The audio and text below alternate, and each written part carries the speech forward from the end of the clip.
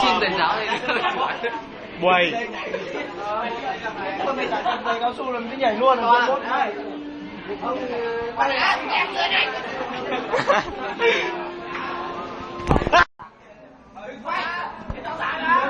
Đừng quay.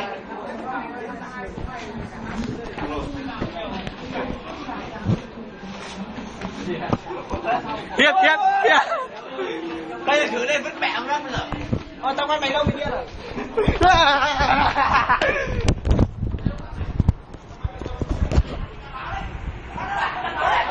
Đánh chết này.